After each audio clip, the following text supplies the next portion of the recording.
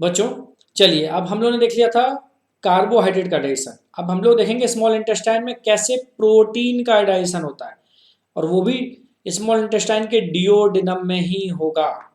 ठीक है। अब देखिए प्रोटीन, प्रोटीन कैसे डाइजेस्ट होता है, बड़ा इंपॉर्टेंट है। ठीक है। अब देखिए पेप्टोन्स और प्रोटियोजेस, दो चीजें आपको याद रखनी, किस क्या क्या याद रखनी है, पेप्टोन और प्रोटियोजेस को। ठीक है। अब देखो हमारे पास क्या होता है बेटा, हमारे पास क्या होता है, ट्रिप्सिनोजन होता है। क्या होता है, तो डिओडिनम में क्या होता है बच्चों, यहां पर होता है ट्रिप्सिनोजन। ठीक है। जहां पर भी जेन लगा हो इसका मतलब क्या होता है, वो इनएक्टिव है। क्या है, इनएक्टिव। ट्रिप्सिनोजन के साथ एक चीज और यहां पर इनएक्टिव होती है, वो कौन कौन सी, जल्दी बताइए। पेनक्रियास से आते हैं ये सारी चीजें, वो कौन से होते हैं बेटा, काइमो ट्रिप्सिनोजन, ये भी इनएक्टिव होता है। एक और होता है इनएक्टिव, वो कौन सा, कहीं पर भी प्रो लगा हो या जेन लगा हो, ठीक है, तो वो क्या हो जाएंगे, वो सभी इनएक्टिव होते हैं।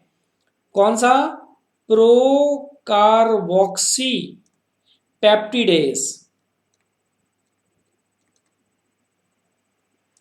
ये तीनों के तीनों, ठीक है, इनएक्टिव होते हैं। क्या होते हैं ये तीनों के तीनों, ये इनएक्टिव हैं। अब इनको एक्टिव में कन्वर्ट करना है।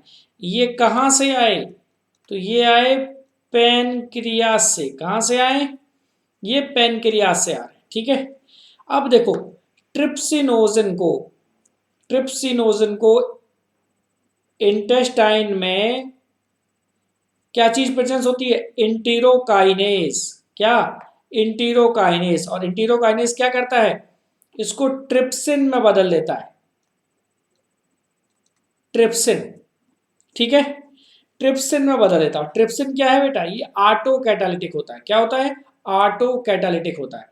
तो यहां पर कौन इसको बदल रहा है, इंटीरो, इंटीरोकाइनेज। ठीक है। पूछा जाए कि इंटीरोकाइनेज कहां से आया, तो बोल देंगे आप इंटेस्टाइन से आया। कहां से आया, ठीक है। अब प्रोटीन है ना, वो वहां पर पेप्टोन और प्रोटीओजेस के फॉर्म में प्रेजेंस होती है। ठीक है। तो प्रोटीन किस फॉर्म में प्रेजेंस होती है, हम लोग कलर चेंज कर देते हैं, व्हाइट कर लेते हैं।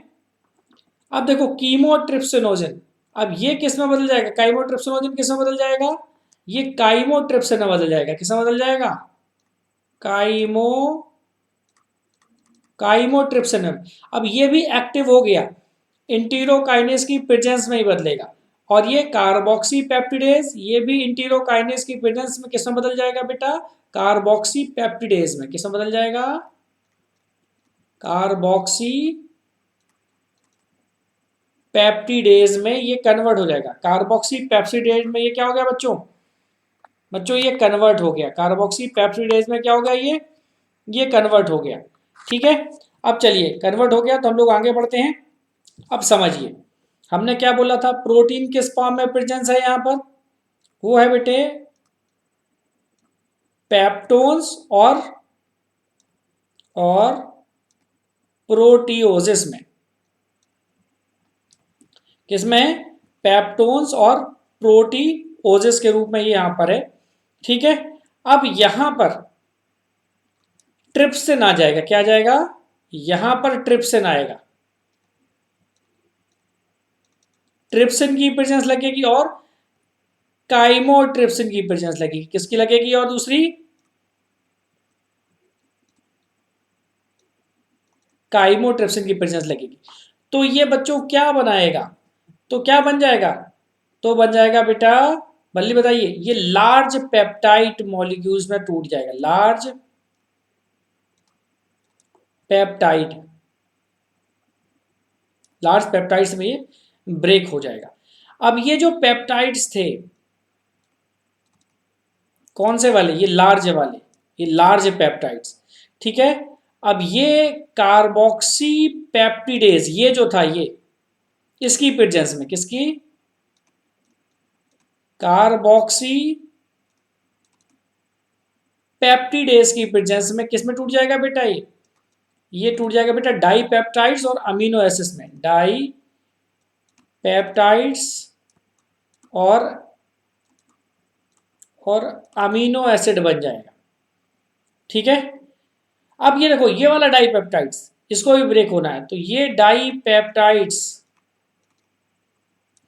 ये डाई पेप्टाइड्स क्या करेगा? डाई पेप्टिडेज, डाई पेप्टिडेज,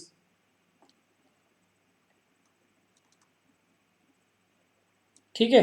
अब ये डाई पेप्टिडेज के प्रेजेंस में ये भी किसमें टूट जाएगा बेटा? ये भी अमीनो एसिड में।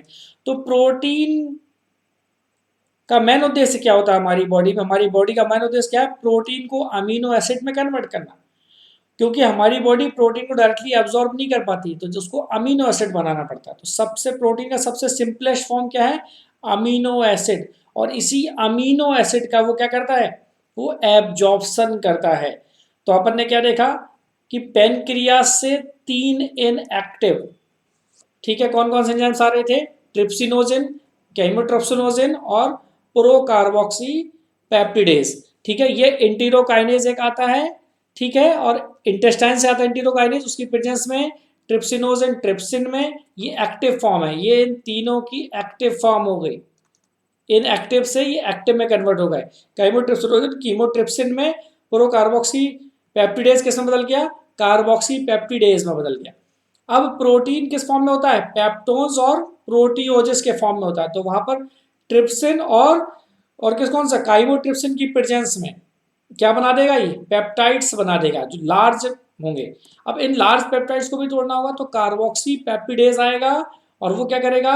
इसको डाईपेप्टाइड्स और अमीनो एसिड में ब्रेक कर देगा।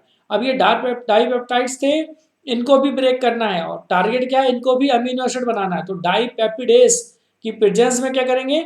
ये अमीनो एसिड में ब्रेक हो जाएगा। तो आप दो चीजें समझ में आ गई। अपन ने बात की कि स्मॉल इंटेस्टाइन के डिओडेनम में अपन ने कार्बोहाइड्रेट के डाइजेशन की बात कर ली जो 70% था, और जो बक्कल कैविटी में 30% हो चुका था, और हमने बात की डाइजेशन ऑफ प्रोटीन की। अब हम लोग देखेंगे बेटा डाइजेशन ऑफ फैट और न्यूक्लिक एसिड को। ठीक है, तो चलिए देखते हैं।